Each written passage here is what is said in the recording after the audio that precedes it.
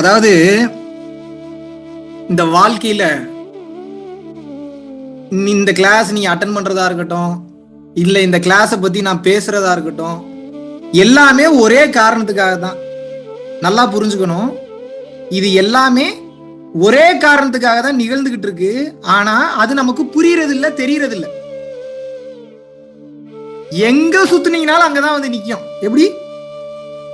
எங்க சுத்துனீங்கனாலும் அந்த ஒரு பாயிண்ட்டுக்காக தான் அந்த வாழ்க்கையே வாழ்ந்துட்டு இருக்கீங்க. அதனாலதான் இந்த உலகமே மாயைன்றாங்க. அந்த பாயிண்ட் என்னன்னு தெரியுமா உங்களுக்கு? தெரியாதுன்றவங்களாம் கை தூக்குங்க. உண்மையை ஒத்துக்கிட்டீங்கன்னா சொல்லுவேன், இல்லைன்னா சொல்ல மாட்டேன். அப்படி தெரியாதுன்னு கை தூக்கி போலங்க. Good girl, good boys. ஒரே பாயிண்ட் என்னன்னா, மனுஷன் வந்து வாழ்க்கையில கல்யாணம் பண்றது, குழந்தை பெத்துக்கிறது, வீடு வாசல் கட்டுறது, லாம்ப்ரோகினி கார் வாங்குறது, இல்ல பீஸ்ட் கார் வாங்குறது, படம் நடிக்கிறது, படம் எடுக்கிறது, இல்ல கட்சியில சேர்றது, இல்ல கட்சியில இருந்து வெளியில இருந்து சப்போர்ட் பண்றது, ஃபண்டிங் பண்றது, ஃபண்டிங் பண்ணாம போறது, சாப்பிடுறது, தூங்குறது, எல்லாம் எதுக்காக நினைக்கிறீங்க? ஒரே காரணம் தான். என்ன? நான் ஜாலியா இருக்கணுங்க, அவ்வளவுதான் மேட்ரு. ஜாலின்ற மேட்டரை எடுத்துட்டு சும்மா வேலையை மட்டும் பாருன்னா யாராவது பாப்பீங்களா? நீங்க ஜாலின்ற கண்டென்ட்டை கட் பண்ணிடுவோம். நம்ம வாழ்க்கையில எது பண்ணாலும் உங்களுக்கு வலிக்கும், எரிச்சலா இருக்கும், கடுப்பா இருக்கும், கவலையா இருக்கும், டென்ஷனா இருக்கும், குத்திக்கிட்டே இருக்கும், குடஞ்சுக்கிட்டே இருக்கும். அந்த வேலையை பாப்பீங்களா? நீங்க யாராவது பாப்பீங்களா? ஏதாவது வாய்ப்பு இருக்கு? எப்ப பார்த்தாலும் 24 hours வேலை பார்த்துக்கிட்டே இரு, உனக்கு நிம்மதி கிடையாது, சந்தோஷம் கிடையாது, எதுவும் கிடையாது, ஆனா வேலை பார்த்துக்கிட்டே இரு அப்படின்னா உங்களால முடியுமா? உனக்கு நிம்மதி கிடையாது, சந்தோஷம் கிடையாது, குழந்தைய பெத்து போட்டுக்கிட்டே இரு, இல்ல பெத்து போட்ட குழந்தைய வளர்த்துக்கிட்டே இரு அப்படின்னா உங்களால இருக்க முடியுமா? உங்களுக்கு ரிலீஃப் தேவைப்படுது இல்ல? தேவைப்படுதா இல்லையா? ஹானஸ்டா சொல்லுங்க. ஆமாம் என்றால் தலை இப்படி ஆட்டவும், இல்லை என்றால் இப்படி ஆட்டவும். I can see you. அப்ப நான் என்ன கேட்கிறேன், உங்களுக்கு தேவை என்ன? எனக்கு சந்தோஷமா இருக்கணுங்க, அவ்வளவுதான். அதை ஒத்துக்கிட்டு போங்க. ஏன் ஒத்துக்க மாட்டீங்க? சிம்பிளான மேட்ரு. உங்களுக்கு தேவை சந்தோஷம் தெரிஞ்சு போச்சு. அந்த சந்தோஷம் கிடைச்சா தான் நான் நிம்மதியா இருக்குன்ற கண்டென்ட்டும் புரிஞ்சு போச்சு. அப்ப நான் எப்படி இருக்கணும்? அந்த சந்தோஷத்துக்காக தானே வாழணும். அந்த சந்தோஷத்தை விட்டுட்டு நான் எனக்கு இது பண்ணா இது கிடைச்சிரும், அது பண்ணா அது கிடைச்சிரும், நான் இப்படி போனா இப்படி இருந்துரும், இதெல்லாமே உங்க அசம்ஷன், இதெல்லாம் உங்க கால்குலேஷன். இது எதுவுமே எண்ட் பாயிண்ட் கிடையாது. நல்லா புரிஞ்சுக்கணும். நீங்க அசம்ஷன்லயே வாழ்ந்துகிட்டு இருக்கீங்க. இது பண்ணா இப்படி பாருங்க, உங்களோட லைஃப் பூரா எக்ஸ்பெரிமெண்ட்லயே போகுது. எப்பதான் வாழ போறீங்கன்னு எனக்கு சத்தியமா தெரியல. கொஞ்சம் திட்டுற மாதிரி தான் இருக்கும். உங்களை திட்டல, உங்க மைண்டு கிட்ட சில கேள்விகள் கேட்கிற, தப்பா எடுத்துக்காதீங்க. எப்ப பார்த்தாலும் சாகுற வரைக்கும் எக்ஸ்பெரிமெண்ட். கடைசியில போய் சுடுகாட்டுல படுக்கும் போது கூட இருங்க எக்ஸ்பெரிமெண்ட் பண்ணி பாத்துக்கிறேன், படுத்துக்கிறேன்னு போய் படுத்துப்பீங்களா நீங்க? அப்புறம் எங்க உயிர் வரும் உங்களுக்கு? நல்லா யோசிச்சு பாருங்க. எதுக்கு வாழ்றோம்? ஜாலியா இருக்கிறதுக்காக வாழ்றோம். ஜாலியா இருக்கிறத விட்டுட்டு எல்லா வேலையும் பார்த்துட்டு இருக்கீங்க, எல்லா வேலையும் பாக்குறீங்க. உங்களுக்கு எல்லாம் ஏன் என்ன பார்த்தா எப்படி இந்த தம்பி இப்படி இருக்காப்ல, எப்படி இந்த தம்பி இப்படி இருக்காப்ல, எப்படி இருக்காப்ல, எப்படி இல்லைங்க பாருங்க. ஒரு சட்டை ஒரு பேண்ட்டை போட்டு நான் பாட்டுக்கு ஜாலியா உட்காந்துருக்கேன். நீங்க தான் என்னென்னமோ நினைச்சிட்டு இருக்கீங்க. நான் எப்படி இருக்கேன்? நான் பாட்டுக்கு ஹாப்பியா இருக்கேன். எதனால என்னை ஞானின்றேன்? நான் ஒரு நாள் கூட என்னை நான் ஞானின்லாம் சொன்னதே கிடையாது. For your kind information. நீங்களா சொன்னீங்கன்னா நான் என்ன பண்றது? சரி, அப்ப மகாவிஷ்ணு என்னதான் ரோல் பிளே பண்றாரு? ஒரு ரோலும் பிளே பண்ணல, எதையும் கண்டுக்கிறாரு. நான் பாட்டுக்கு என் வேலையை பார்த்துட்டு இருக்கேன், அவ்வளவுதான் மேட்ரு. கேட்டா அதுக்கு ஞானின்றாங்க, பக்குவ நிலைன்றாங்க, உச்சகட்ட துரிய விழிப்பு நிலைன்றாங்க. ஏப்பா ஒன்னும் பண்ணலப்பா, நான் சும்மா உட்காந்துட்டு இருக்கேன்ப்பா. அது எப்படிங்க உங்களால மட்டும் முடியுதுன்றாங்க. என் கண்ணு முன்னாடி இடியே விழுந்தாலும் இப்படித்தான் இருப்பேன், எங்க அம்மாவுக்கு கேன்சர் வந்தாலும் இப்படித்தான் இருப்பேன், என் குடும்பத்துல யாருக்கு என்ன நடந்தாலும் இப்படித்தான் இருப்பேன். ஏன்? அவன் நடத்தணும்னு முடிவு பண்ணிட்டானா அதை மாத்த முடியுமா? ஏதாவது வாய்ப்பு இருக்கா? ஏதாவது வாய்ப்பு இருக்கா? கடவுள் தடுக்க நினைப்பதை யார் நினைத்தாலும் கொடுக்க முடியாது. கடவுள் கொடுக்க நினைப்பதை யார் நினைத்தாலும் தடுக்க முடியாது. எத்தனை பேருக்கு புரியுது? அவன் ஒரு விஷயத்தை தடுக்கணும்னு முடிவு பண்ணிட்டானா தலையில தண்ணி குடிச்சிங்கனாலும் வேலைக்கு ஆகாது. வேலையத்த வேலை. இதுவே அவன் ஒரு விஷயத்தை நடத்தணும்னு நினைச்சிட்டான்னு வைங்க, நீ அமெரிக்கால இருந்தாலும் சரி, கனடால இருந்தாலும் சரி, இல்ல 1000 அடி பாதாள கிணறுல ஒளிஞ்சுக்கிட்டு இருந்தாலும் சரி, அங்க வந்து வேலையை காமிச்சிட்டு போயிருவாங்க. எத்தனை பேருக்கு புரியுது இந்த மேட்ரு? அப்ப விஷயம் என்னன்னா, நடத்துவது நீங்கள் அல்ல. You are not a doer. நீங்கள் செய்பவன் அல்ல. உங்களை வச்சு ஒருத்தன் வச்சு செஞ்சுக்கிட்டு இருக்கான், அதுதான் உண்மை. சரி, அப்ப நான் பண்ற தப்பெல்லாம் அவர் தான் காரணம். அது எப்படி அவரை நீங்க பொறுப்பேற்றுப்பீங்க? புத்தின்னு ஒண்ணு இருக்குல்ல. ஒருத்தனை கொலை பண்ணும் போதோ இல்ல ஒருத்தனுக்கு தீங்கு நினைக்கும் போதோ உங்க கண்ணு முன்னாடி விஷத்தையும் வைக்கிறேன், சாப்பாட்டையும் வைக்கிறேன். விஷத்தை சாப்பிடுவீங்களா, சாப்பாட்டை சாப்பிடுவீங்களா? எதங்க சாப்பிடுவீங்க? பேசுங்க, நீங்க பேசுங்க. நீங்க பேசுனீங்கன்னா எனக்கு தெரியும். லிப் மூமெண்ட் வச்சு கண்டுபிடிப்ப. சொல்லுங்க. விஷமும் வைக்கிறேன், சாப்பாடு வைக்கிறேன், எதை சாப்பிடுவீங்க? விஷமா? அவ்வளவு தைரியசாலிகளா இருக்கீங்க? ஓ, விஷம் இல்லைன்றீங்க. விஷம் இல்ல, சாப்பாடு தான்றீங்க. ஏங்க அப்ப நான் என்ன கேக்குறேன், இது எப்படி வேலை செய்யுது? அறிவுன்ற ஒண்ணு வேலை செய்யுது தானே? S R no? அறிவுன்ற ஒண்ணு வேலை செய்யறதுனாலதான் நல்லது எது கெட்டது எதுன்னு தெரிஞ்சுக்கிறீங்க. அதே மாதிரி நான் என்ன கேக்குறேன் அப்படின்னா, வாழ்க்கையில ஒவ்வொரு சம்பவமும் நல்லதா கெட்டதான்னு பார்த்து தானே பண்றோம். நம்ம அடுத்தவனுக்கு காயப்படுத்துமா, காயப்படுத்தாதா, வலிக்குமா, வலிக்காதா, இத பண்றமே, இது எங்க போய் முடிய போகுது, இதெல்லாம் யோசிச்சு தானே நம்ம பண்றோம். புரியுதா நான் சொல்றது? அப்ப இதுக்கு எப்படி இறைவன் பொறுப்பேற்பாரு? இறைவன் ஒரு விஷயத்துக்கு தான் பொறுப்பேற்பாரு. என்னன்னா, இறைவன் ஒரு சட்டத்திட்டத்தை கிரியேட் பண்ணிட்டாரு. அதாவது மொத்தம் வந்து சட்டத்திட்டங்கள் வந்து பாத்தீங்கன்னா ஒரு 4 விதமான சட்டங்கள் இருக்கு. என்ன? சமுதாய சட்டம். நம்ம வாழ்றது பூரா இந்த சமுதாய சட்டத்திலேயே வாழ்றோம். 2வது சட்டம் என்ன? நவகிரக சட்டம்னு ஒண்ணு இருக்கு. இந்த நவகிரகங்களுக்கு உட்பட்டு அந்த நவகிரகங்கள் சொல்லக்கூடிய செயலையும் அதனுடைய நீதி தர்ம தேவதைகள் பண்ணக்கூடிய விஷயத்தையும் வச்சு எல்லாமே வைப்ரேஷன் ஃப்ரீக்வன்சி தான். தேவதைனா ஏதோ தனியா ஒரு 10 டான்ஸ் ஆடிட்டு இருக்கும்னு நினைக்காதீங்க. Everything is energy, everything is in the light form. So நவகிரக சட்டம். பஞ்சபூத சட்டம்னு ஒண்ணு இருக்கு. அந்த பஞ்சபூத சட்டம் எப்படி இருக்கும் அப்படின்னா, அது ஒரு கேட்டகிரியில செயல்படுது. இதெல்லாம் கடந்துதான் இறை சட்டம். அப்ப என்ன பண்ணிட்டான் இறைவன்? சட்டத்தை கிரியேட் பண்ணி வச்சுட்டு போயிட்டாரு. இந்த சட்டத்துக்குள்ள செயல்படும் போதுதான் ஒரு ஆத்மா அதனுடைய உடலில் இருந்து விடுதலை பெற்று என்னை வந்து அடையும். அப்போ இதுக்கு ஒரு சில சட்டத்திட்டங்கள் இருக்கு. அதுக்கு இந்த சட்டத்திட்டங்களை நான் வகுத்து வச்சிருக்கேன். இப்படித்தான் வாழணும், சத்திய பாதையில போகணும், தர்ம நெறியில வாழணும். அதுக்காக எப்ப பார்த்தாலும் சாமியார் மாதிரியே சுத்தணும்ன்ற அவசியம் இல்ல. வாழ்க்கையை பிடிச்ச மாதிரி வாழலாம். ஆனா யாருக்கும் எந்த தொந்தரவும் கொடுக்காம, காயப்படுத்தாம வாழணும். தன்னையும் பாதிக்காது, அடுத்தவனையும் பாதிக்காம வாழ கத்துக்கணும். விருப்பத்தோட எந்த செயல் வேண்டுமானாலும் செய்யலாம், தவறே கிடையாது. விருப்பம் இல்லாம தும்முனீங்கன்னா கூட பிரச்சனை தான். ஏன்? விருப்பம் இல்லாம தும்முனீங்கன்னா என்ன ஆகும்? மூக்குல இருந்து வராது உங்களுக்கு காத்து, மூளைக்கு ஏறி மண்டை வெடிச்சிரும். மைண்ட்ல வச்சுக்கோங்க. சோ விருப்பத்தோடு செய்யும் செயலில் எந்தவித கர்மாவும் பதிவாவதில்லை. ஏன்? விருப்பத்தோட ஒரு விஷயத்தை நீங்க செய்யும் போது ஃபுல்லா பிரசன்ட் டென்ஸ்ல இருப்பீங்க. பிரசன்ட் டென்ஸ்ல இருக்கும்போது என்ஜாய் பண்ணிட்டு இருப்பீங்க. Whatever it maybe, you can call it whatever. இன்பமா இருக்கலாம், இல்ல சாப்பாடா இருக்கலாம், இல்ல தூக்கமா இருக்கலாம். பிரசன்ட்ல இருக்கும்போது என்ன ஆகும் அப்படின்னா, கர்ம பதிவுகள் பதியாது. ஏன்? பதிவுன்றது என்ன? மெமரி தானே. பாஸ்ட்ல இருந்தா பதியும், ஃபியூச்சர்ல இருந்தா பதியும். பிரசன்ட்லயே இருக்கிறவனுக்கு எங்க இருந்து பதியும்? எத்தனை புரியுது இந்த மேட்ரு? நான் பாட்டு உளறிட்டு இருக்கேன். கையை தூக்குங்க அப்பப்போ. புரியுதுல இந்த மேட்ரு நான் சொல்றது? அப்ப பிரசன்ட்லயே ஒருத்தன் வாழ்றான் அப்படின்னா அவனுக்கு கர்ம பதிவு என்பது கிடையாது. கர்ம பதிவு இல்லைன்னா புது கர்மா கிடையாது. கர்மானா முதல்ல புரிஞ்சுக்கங்க என்ன. Newton's 3rd law is called karma.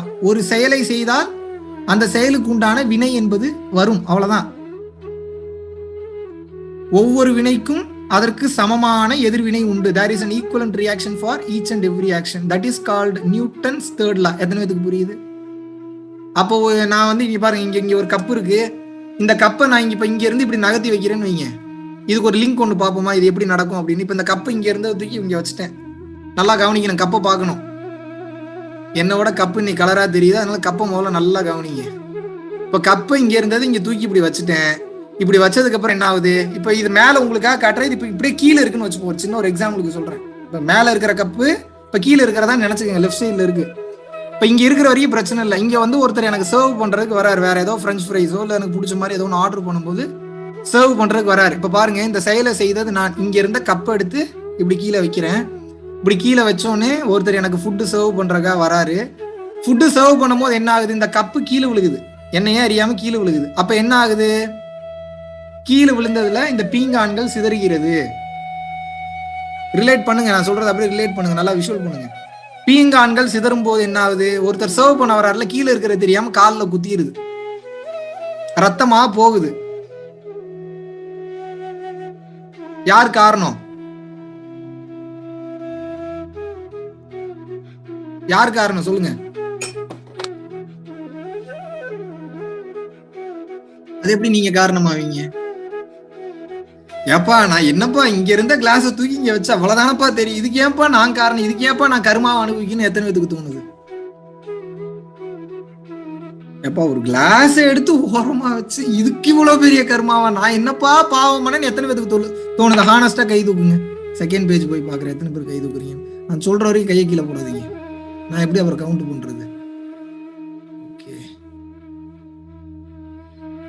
Very good very good. Okay, கை கீழே போட்டுலாம். நல்லா புரிய வைக்கிறேன். இந்த சினாரியோ தெரிஞ்சதுனா தான் வாழ்க்கையோட சூட்சமுமே புரியும். புரிஞ்சுக்குங்க, எல்லா ரகசியத்தையும் சொல்லித்தரேன், புரிஞ்சுக்குங்க. இந்த கிளாஸ இங்க இருந்து இங்க கீழே வைக்கிறேன் அப்படின்னா இது வச்சதோட என் செயல் முடிஞ்சு போச்சு. இந்த செயலுக்கு உண்டான வினைன்ற ஒண்ணு இருக்கு தெரியுமா? இது எப்பயுமே அப்படி எப்படி நடக்கும் அப்படின்னா, நீங்க நல்ல புண்ணிய செயல்களை செய்து இருந்தீங்கன்னா இந்த கிளாஸ் கீழே விழுந்து உடையாது. செய்த செயலோட நின்றோம். இதுக்கு உண்டான வினையை வேற மாதிரி உங்க புண்ணிய மாத்தி விட்டுரும், பாசிட்டிவா சேர்த்துரும். புண்ணிய செயல்களே செய்யல அப்படின்னா நெகட்டிவ் எனர்ஜியாவே உங்களை எவனும் திட்டிட்டு இருக்கான். எப்ப பார்த்தாலும் பண்ண வேலைக்கு சம்பளம் கொடுக்க மாட்டீங்க, சாப்பாட்டுக்கு வழி இல்லாம போறதுக்கு எல்லா வேலையும் பாக்குறீங்க, எவனையும் மதிக்க மாட்டீங்க, பொண்டாட்டி பிள்ளைங்களை திட்டிகிட்டே இருக்கீங்கன்னா இங்க எடுத்தெல்லாம் வைக்க வேணாம், அங்க இருந்தாவே கீழே விழுந்துரும் இந்த கிளாஸ். காலில் குத்துனவனுக்கு கழுத்துல அடிபட்டு உயிர் கூட போறதுக்கு வாய்ப்பு இருக்கு. ஏன் நீங்க பண்ண திமிருக்கு உண்டானது நீ அனுபவிச்சுதான் ஆகணும். எத்தனை பேருக்கு புரியுது? இவ்வளவுதான் ரகசியம். என்னப்பா நான் தொட்டதெல்லாம் வினையாவதுன்னா, ஏன்னா அவ்வளோ ஒரு காமம், குரோதம், லோபம், மோகம், மதம், மார்ச்சரியம், டம்பம், தர்ப்பம், ஈருஷை, அசூயன்ற 10 விதமான துர்குணத்துல அப்படியே மிதந்துகிட்டே இருப்பான். அவன்லாம் விளங்குறதுக்கு வாய்ப்பே கிடையாது.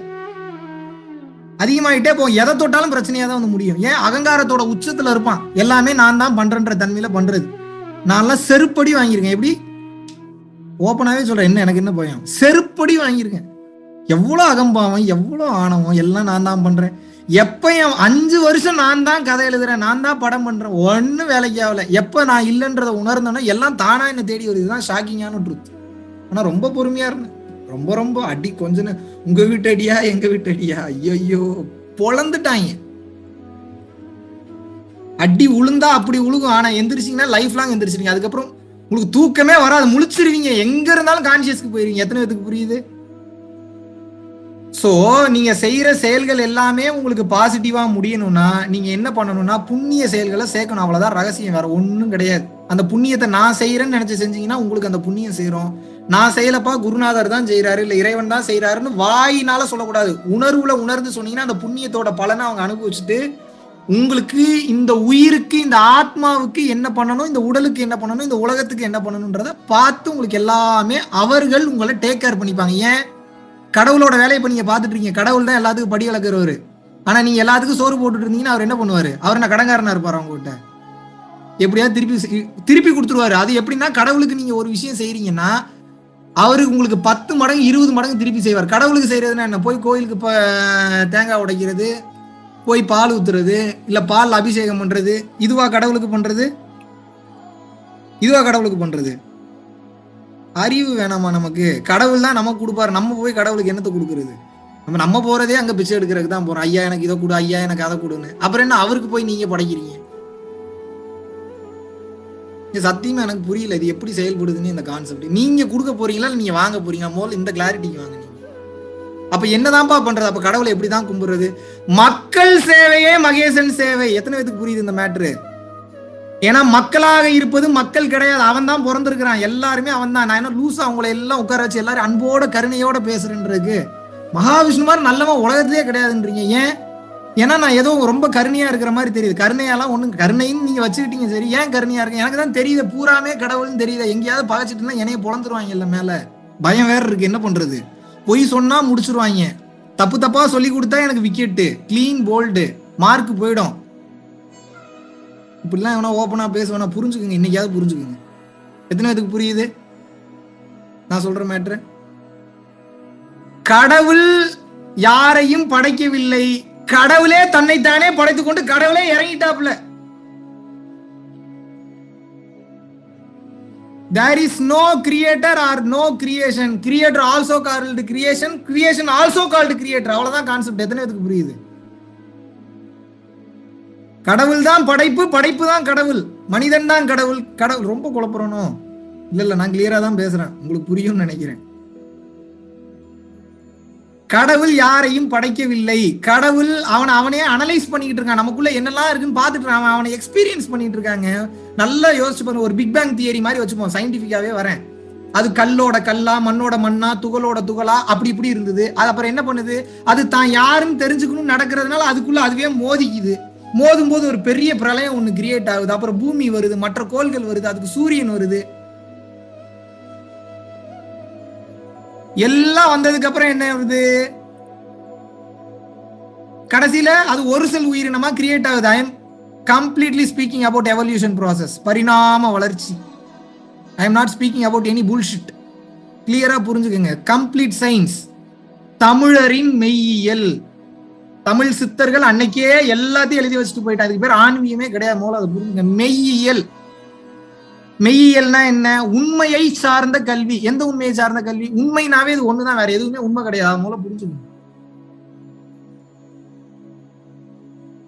அப்ப என்ன, அது அப்படி இப்படி டிசைன்ல போய் முட்டி மோதி வெடிச்சு செதறி ஒரு கட்டத்துக்கு மேல அது அதவே எக்ஸ்ப்ளோர் பண்ணிக்கிறக்கா வருது. வரும்போது ஒரு செல் உயிரினமா வருது.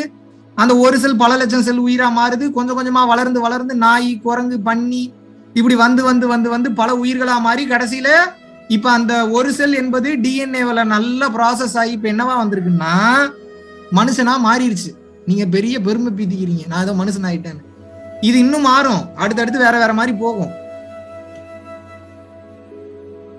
இந்த லைஃப் சைக்கிள் இருந்து நீங்க எக்ஸிட் ஆகலன்னா மறுபடியும் பிறந்து செத்துட்டு இருப்பீங்க. இதுக்கு பேர் தான் உண்மையாவே செத்து விளையாடுறது. எத்தனை இதுக்கு புரியுது? வடிவேல் சொன்ன கான்செப்ட் இதுதான். செத்து விளையாடிட்டு இருக்கீங்க குருஜி. நீங்க எல்லாருமே குருஜி தான். நான் மட்டும் குருஜி இல்ல, நீங்க எல்லாருமே குருஜி தான். அதை புரியாதனால என்கிட்ட உட்காந்து கதை கேட்டுட்டு இருக்கீங்க. புரிஞ்சுன்னா தெளிவாயிருவீங்க. எத்தனை இதுக்கு புரியுது? சோ மனுஷன் வாழ்றது எதுக்கு? கடவுளை அடையணும், வைக்கணும், அப்படிலாம் இல்ல. கடவுளே நான் கடவுளா பிறந்திருக்கேன். நான் மட்டும் இல்ல, நீங்களும் கடவுளா தான் பிறந்திருக்கீங்க. எப்படி வெறும் ஒரு கல்ல இதுல கடவுள் தெரியறாருன்னு கேட்ட எங்க ஒண்ணுமே தெரியல. சரி வாங்க ஒரு சிற்பியை கூப்பிடுங்க, செதுக்குங்க. இப்போ அந்த கல்ல செதுக்குனோடனே ஒரு அழகான ஒரு விநாயகர் சிலை வந்துச்சு. இப்ப எப்படி வந்தாரு கடவுள்? அதுபோல மனித தன்மையில ஆணவம், கண்மம், மாயைன்ற இந்த 3 விதமான துர்குணங்கள் இருக்கு. கண்ணுக்கு தெரியாம இருக்கு. ஆணவம், கண்மம், மாயை, இது 3 நான் சொல்ல வள்ளலார் சொல்றாரு. வள்ளலார் மட்டும் இல்ல, எல்லா சித்தர்களும் சொல்லிட்டாங்க. ஆணவம், கண்மம், மாயை, எது பண்ணாலும் நான் பண்ணல, எல்லாமே அவன் தான் பண்றான்ற தன்மை வந்துருச்சுன்னா எதுக்குமே கலங்க மாட்டீங்க. நிறைய ஹெல்ப் பண்ண ஆரம்பிச்சிருவீங்க. அளவு கடந்த கருணைக்கு போயிருவீங்க. ஹாப்பி ஆயிருவீங்க. இந்த ஆணவம், கண்மம், மாயைன்ற இந்த 3 விலகிருச்சுன்னா எப்படி வெறும் கல்லுக்குள்ள ஒரு அழகான விநாயகர் சிலை இருந்ததோ அதுபோல ஆணவம், கண்மம், மாயைன்ற எல்லாம் விலகிருச்சுன்னா உங்களுக்குள்ள இருக்கக்கூடிய இறைத்தன்மை வெளியில வந்துடும். ஆன்ம சக்தி வெளிப்பட்டு விடும். இவ்வளவுதான் கான்செப்ட். எத்தனை இதுக்கு புரியுது? பயிற்சி பண்ண அதுலயே ப்ரோ ஆயிருவீங்க. அவ்வளவுதான் matter. Being from the stage of learner to master, that is the process which is also called evolution process. The real evolution process also called பரிணாம வளர்ச்சி. நம்மளாம் எதுல இருக்கோம்? பூமியிலேயே இருக்கும். நம்ம பரிணாம வளர்ச்சியில இருக்கோங்க. இந்த அறிவு நாளைக்கு இப்படி மாறும், அப்படி மாறும், எப்படி வேணாலும் மாறும். எதுக்கு அதெல்லாம்? நமக்கு எதுக்கு அறிவு? எதுக்கு? எந்த மூலத்திலிருந்து வந்தோமோ அந்த மூலத்திற்கே சென்று சேர்ந்து விட வேண்டும். இல்லை என்றால் இந்த ஆத்மா பிறவி எடுத்துக்கொண்டே இருக்கும். எதுக்கு எடுக்குது? அந்த கர்ம வினைகளை கழிப்பதற்காக எடுக்குது. ஏன்? பூமியோட சட்ட திட்டங்கள் படி நாம் செயல்படும் போது செய்த செயலுக்கு உண்டான வினையை அனுபவித்தே ஆக வேண்டும். அப்படி இல்லைன்னா இந்த லைட் பார்ட்டிகளான இந்த ஆத்மா இங்க இருக்கு தெரியுமா, இது இந்த பூமியை விட்டு வெளியே போக முடியாது. எத்தனை பேருக்கு புரியுது இந்த மேட்ரு? கிராவிட்டல் ஃபோர்ஸ் இழுத்து வச்சுக்கும். புவியீர்ப்பு விசை என்பது உங்களோட லைட் எனர்ஜியோட ரொம்ப ரொம்ப ரொம்ப ரொம்ப சக்தி வாய்ந்த. அப்போ மொத்த எனர்ஜி அப்சர்வ் பண்ணி வச்சுக்கோங்க. அதனாலதான் பேயா சுத்திட்டு இருக்காங்க. புரியுதா உங்களுக்கு? அது பேய் கிடையாது, உடலற்ற உயிர் அப்படியே உயிர் நிலையில சுத்திட்டு இருக்கு. சொன்னெல்லாம் கதை சொல்ற மாதிரிதான் தெரியும். பயிற்சி பண்ணுங்க, தெரியும். உங்களை விட ஓவரா கேள்வி கேட்கிறவன் நான் தான். அவ்வளவு சீக்கிரம் எதையும் நம்ப மாட்டேன். திமிர்த்தனமே பேசிக்கிட்டு இருப்பேன். கடவுள்னாவே தெரிச்சு ஓடுவேன். ஓவர் திமிரு, அடங்காத தனம், திமிர்த்தனம் டு த கோர். அடக்கி ஒடுக்கி பேசாம உட்கார வச்சுட்டாங்க. சைலண்ட் ஆயிட்டேன் நான். எப்பா நீங்க தான்ப்பா பெரிய ஆள், நான் ஒண்ணுமே இல்லைன்னு ஒத்துக்கிட்டேன். இன்னைக்கு பொழப்பு நல்லா இருக்கு. எத்தனை பேருக்கு புரியுது? அகங்காரத்தை குறைச்சுக்குங்க, அழிச்சுக்குங்க. குறைக்கிறதெல்லாம் அழிச்சிருங்கன்ற, துவம்சம் பண்ணிருங்க. இந்த உலகம் உங்களை அடிக்க உயர்ந்த நிலைக்கு போயிருங்க. உயர்ந்த நிலைக்கு அக்செப்டன்ஸ்குள்ள போயிருங்க. தடுக்கவே முடியாது உங்களெல்லாம். உங்க வளர்ச்சி எல்லாம் யாரு நினைச்சாலும் தடுக்க முடியாது. எழுதி தரேன். என்னப்பா ஒருத்தன் செருப்புல அடிக்கிறான், அந்த செருப்படியை வாங்கிட்டு கூட சரிப்பா நல்லா இருன்றதுல என்ன மாதிரி நிலைப்பா அதெல்லாம்? என்ன சாதாரண விஷயம், விளையாட்டு காரியமா? முதல்ல ஒருத்தன் ஏங்க என்ன செருப்புல அடிக்கும், நான் என்னங்க தப்பு பண்ணேன்? இதுதான் அகங்காரம். அதாவது அப்படி கேள்வி கேட்க வேண்டிய இடமும் கேட்கலாம், தவறு கிடையாது. ஆனா ஒருவன் அறியாமையில் செய்யும் போது, குழந்தைத்தனமா ஒரு குழந்தை உங்களை இப்படி இப்படி இப்படி நெஞ்சில இப்படி தூக்கி வைக்கிறீங்க, ஒரு குட்டி கை குழந்தை, அது உங்களை எட்டி மிதிக்குது அப்படின்னா என்ன உனக்கெல்லாம் அவ்வளவு திமிரான்னு அடிப்பீங்களா? அந்த குழந்தைய அடிப்பீங்களா? பாருங்க, அப்படி எல்லாத்தையும் குழந்தையா பாருங்க. என்ன தப்பு உங்களுக்கு? வேணுங்கிறப்ப திட்டுங்க, எல்லா நேரத்துலயும் ஏன் திட்டுறீங்க? ஜாலியா இருங்க. லைஃப் எதுக்கு? ஹாப்பியா இருக்கிறதுக்கு. இந்த லைஃப ஹாப்பியா இருக்கிறத விட்டுட்டு எல்லா வேலையும் பார்த்துட்டு இருக்கிறீங்க. எல்லா வேலையும் எத்தனை பேத்துக்கு புரியுது? உங்களுக்கு பார்த்தா நான் கிளாஸ் எடுக்கிற மாதிரியா தெரியுது? என் கதையை ஷேர் பண்ணிட்டு இருக்கேன், நல்லா புரிஞ்சுக்கங்க. மறுபடியும் புதுசா மகாவிஷ்ணு ஏதோ சொல்ல போறாருலாம் உட்காராது. இவ்வளவுதான் மேட்ரு. எதுக்கும் கண்டுக்காம கேஷுவலா இருக்கு, நடக்கிறது தான் நடக்கும். ஒன்னையும் மாத்த முடியாது. மாத்தலாம், மாத்தினீங்கன்னா அதுக்கு நீங்க தான் அனுபவிக்கணும். 2 ஆப்ஷன் இருக்கு. மாத்தலாம், நடக்கிறது நடக்கிற மாதிரியே ஏத்துக்கணும். ஏன் நடக்கிற மாதிரியே ஏத்துக்கிட்டீங்கன்னா சீக்கிரம் முடிஞ்சு டோர்ஸ் எல்லாம் ஓப்பன் ஆயிடும். பிரச்சனைகள் எல்லாம் முடிஞ்சு டோர்ஸ் எல்லாம் ஓப்பன் ஆகும். புதுசா இழுத்துட்டு இருக்க கூடாது உட்கார்ந்து. இதை மாத்துறேன், அதை மாத்துறேன், இப்படி மாத்துறேன், அப்படி மாத்துறேன். இதனால்தான் சரணாகதி நிலை என்பதே உலகத்தில எல்லாம் எல்லாத்த விட உயர்ந்த நிலைன்றாங்க. எத்தனை பேத்துக்கு புரியுது?